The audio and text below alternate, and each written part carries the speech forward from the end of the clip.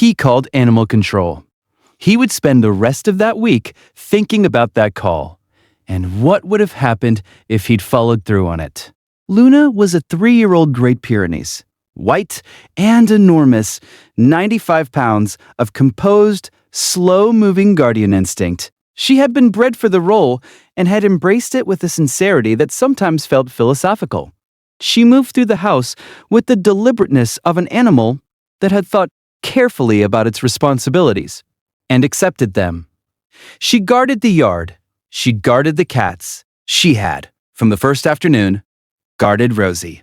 Rosie was 28 months old, a bright and physically discovered that if she walked very fast directly toward the largest possible object, something interesting would happen. She had deployed this theory on Luna approximately 60 times, and Luna had endured all 60 with the patience of a dog that had been alive longer than the concept of urgency.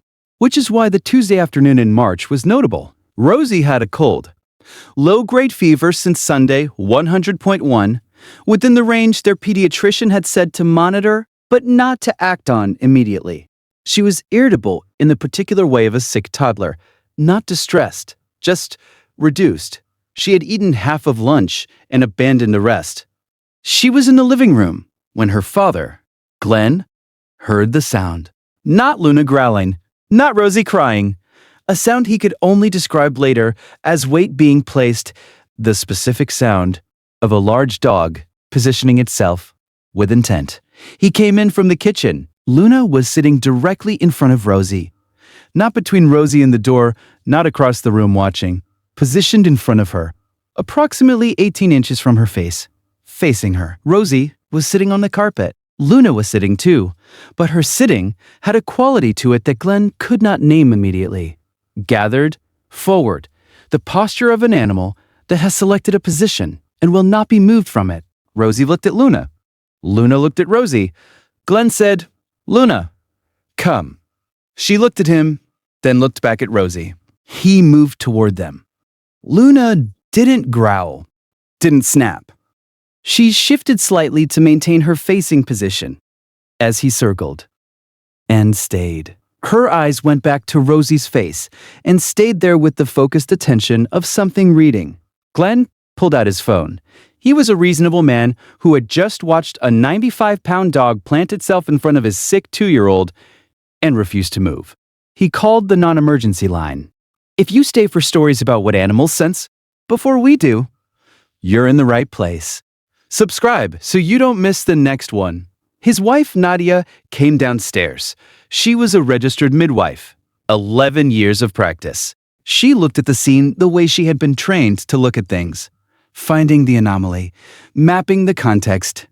She looked at Luna's position. She looked at Luna's eyes. She crossed the room and knelt in front of Rosie. She put her hand on Rosie's forehead, then the back of her hand to Rosie's cheek. She looked up at Glenn. "Call the pediatrician," she said. Not the non-emergency line. Rosie's temperature had risen to 103.8. In the 40 minutes since Glenn had last checked, it had climbed 3.7 degrees. The kind of rapid spike that in a child with no prior seizure history carries a documented risk of febrile convulsion. Rapid fever in a 28-month-old presence with almost no external behavioral signal. The child may not cry, may not complain, may simply, as Rosie had been doing, sit quietly. Luna had been positioned in front of Rosie for 11 minutes when Nadia knelt down.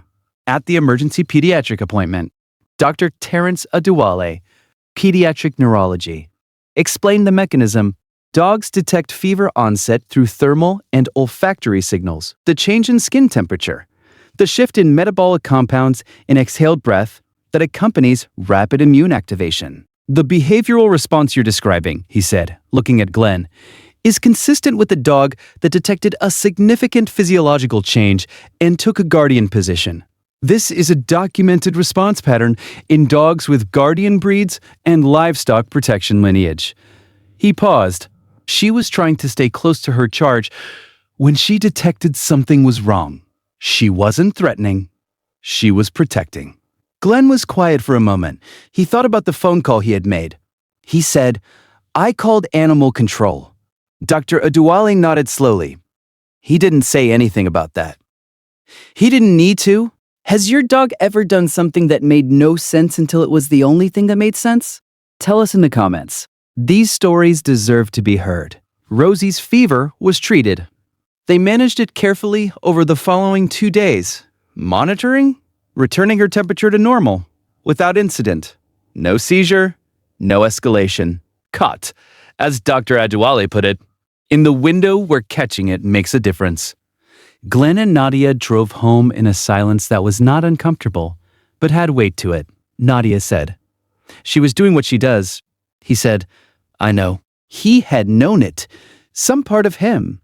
Standing in the living room, watching Luna's eyes on Rosie's face. He had known that a dog who had been with this family for 3 years and had never behaved with anything but gentleness was not, in that moment, a threat. He had known it and called the non-emergency line anyway, because knowing something and trusting it are not the same, and the stakes were high, and he was afraid. He understood now that his fear and Luna's response had been the same thing. Both of them were responding to a child at risk. Only one of them had known which risk. Every guardian deserves to be recognized, even the ones who never asked for anything in return. If stories like this matter to you, subscribe so you never miss the next one. They came home to Luna at the front door. She looked at Nadia, then at Rosie in Glenn's arms, and exhaled once. Low, long.